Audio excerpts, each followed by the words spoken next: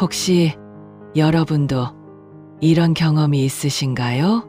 사람들에게 잘해 주었을 뿐인데 점점 그들이 여러분을 당연하게 여기고 오히려 여러분의 마음이 지쳐갔던 순간들 말입니다. 부처님께서는 분명히 말씀하셨습니다. 분별 없는 착함은 복을 흘려보낸다.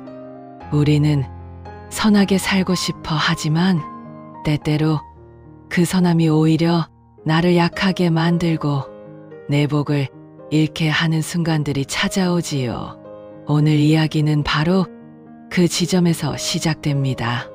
여러분 곁에 있는 어떤 인연이 여러분의 복을 천천히 끊고 있었는지, 그리고 어떻게 해야 복을 지킬 수 있는지 부처님의 가르침 속에서 그 답을 하나씩 찾아가 보겠습니다. 아침 햇살이 산사숲길에 고요히 내려앉아 있었습니다. 잔 잎사귀마다 금빛이 은은하게 맺히고 가벼운 바람이 소리를 스치며 흔들고 있었지요. 부처님과 제자들은 천천히 숲길을 걸으며 그 고요한 아침 속으로 스며들고 있었습니다. 그때 한 제자가 걸음을 멈추고 조심스럽게 부처님께 다가왔습니다. 그의 표정에는 오랫동안 묵혀온 서러움이 가득했습니다. 부처님, 저는 늘 사람들에게 잘해왔습니다. 작은 부탁도 거절하지 못하고 제 마음을 다해 도와왔습니다. 그런데 시간이 흐를수록 저를 무시하거나 함부로 대하는 이들이 늘어납니다. 저는 도대체 무엇을 잘못하고 있는 걸까요? 부처님은 제자를 바라보며 걸음을 멈추셨습니다. 제자의 눈빛은 순간 흔들렸고 부처님께서는 나무 아래에 자리를 잡고 앉으셨습니다.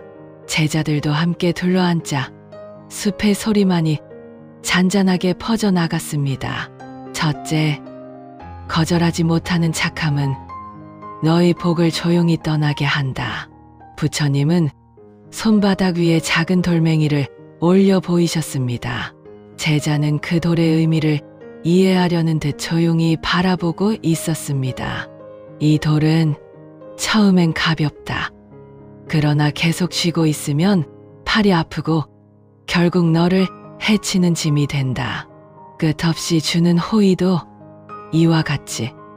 그 말씀을 들은 제자의 마음은 서서히 가라앉았습니다. 그동안 거절하지 못해 끙끙 앓아왔던 지난 날들이 스쳐 지나갔기 때문입니다. 싫다고 말할 수 있는 용기, 그것이 너의 복을 지키는 첫걸음이다. 숲속 바람이 그 말씀 위로 부드럽게 지나가며 더 깊은 울림을 더했습니다. 제자는 낮게 고개를 숙이며 말했습니다. 저는 언제나 남을 먼저 생각해야 한다고 배웠습니다. 제 몫이 비어도 괜찮다고 믿어왔습니다. 부처님은 그의 마음을 이해하신다는 듯 고개를 끄덕이셨습니다. 둘째, 너의 마음은 진실되고 아름답다. 그러나 너 자신을 비워가며 남을 채우려 한다면 결국 너의 복은 머물 자리를 잃는다. 내 그릇이 비면 복도 머물지 못한다는 말은 제자의 마음에 깊은 여운으로 내려앉았습니다. 그는 지쳐 쓰러졌던 과거의 순간들을 떠올리며 조용히 숨을 삼켰습니다. 너를 먼저 채우는 것이 선행의 시작이다. 부처님은 조용한 연못을 바라보며 이어서 말씀하셨습니다. 그 순간 물결 하나 흔들리지 않는 연못은 마치 진실을 비추는 거울처럼 고요했습니다.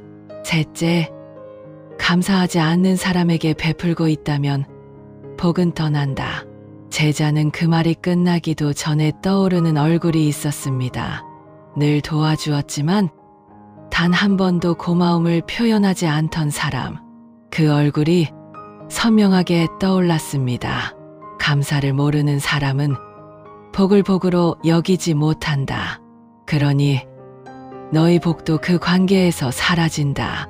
제자의 마음은 한층 더 무거워졌지만 동시에 안개가 걷히는 기분이었습니다.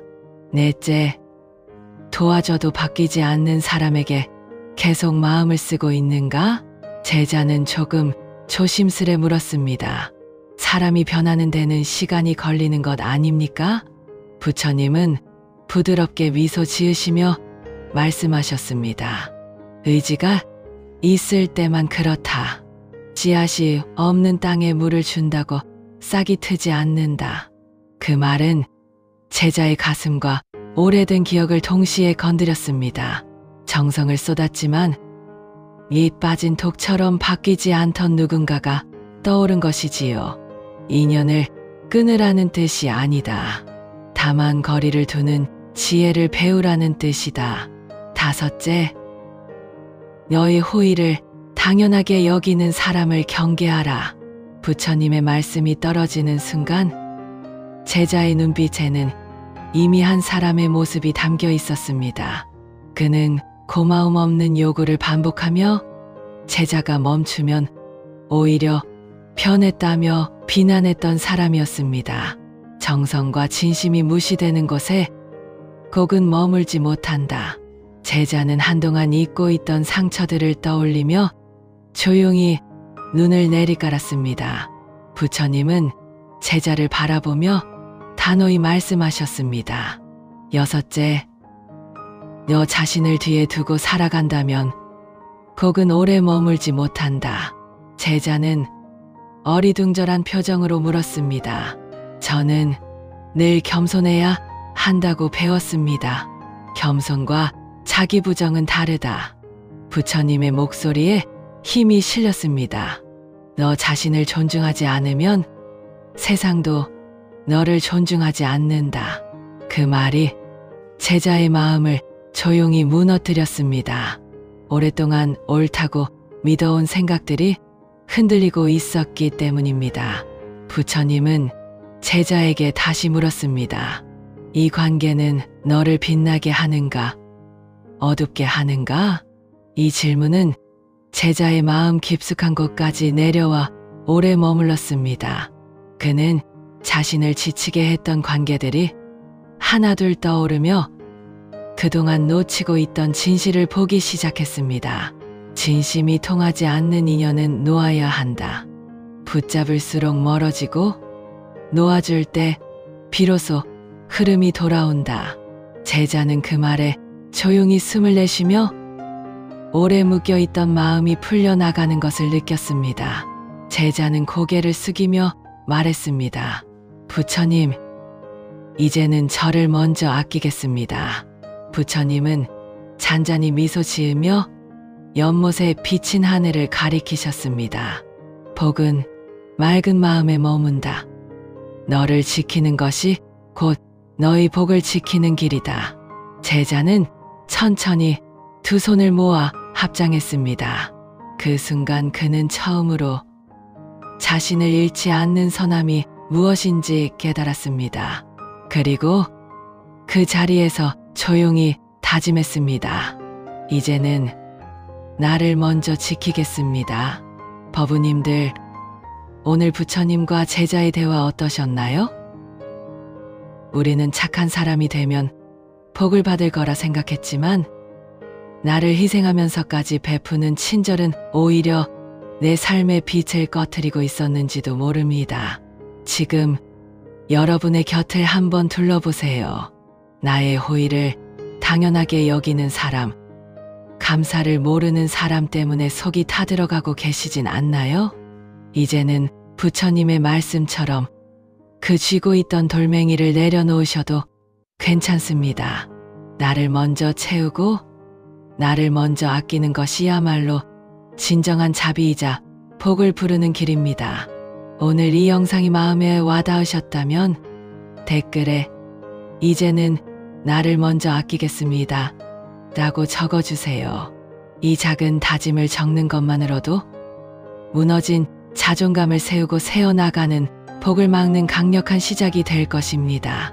오늘도 내 안의 불성을 지키는 편안한 하루 보내시길 바랍니다. 성불하십시오.